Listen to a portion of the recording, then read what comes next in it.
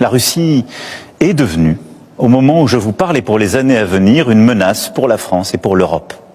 Je le regrette très profondément.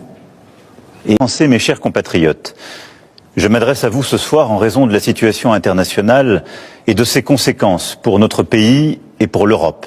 Et cela après plusieurs semaines d'action diplomatique.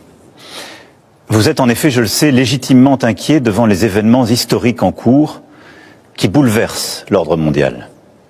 La guerre en Ukraine, qui a entraîné près d'1 million de morts et de blessés, continue avec la même intensité. Les États-Unis d'Amérique, notre allié, ont changé leur position sur cette guerre, soutiennent moins l'Ukraine et laissent planer le doute sur la suite. Dans le même temps, les mêmes États-Unis d'Amérique entendent imposer des tarifs douaniers aux produits venant d'Europe.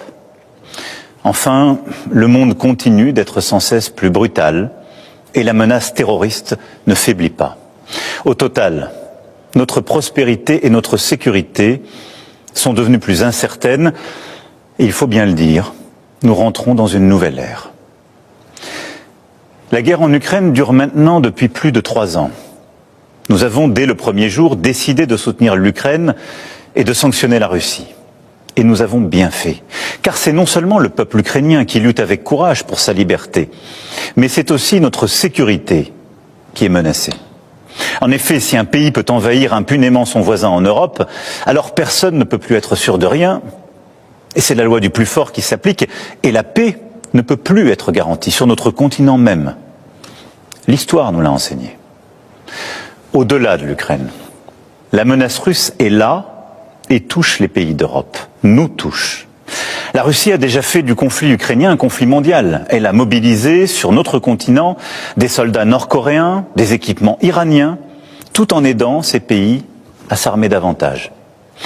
La Russie du président Poutine viole nos frontières pour assassiner des opposants, manipule les élections en Roumanie, en Moldavie.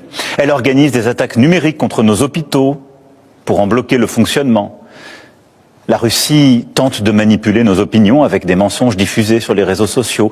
Et au fond, elle teste nos limites. Elle le fait dans les airs, en mer, dans l'espace et derrière nos écrans.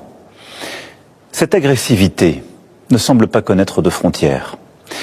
Et la Russie, dans le même temps, continue de se réarmer, dépensant plus de 40% de son budget à cette fin.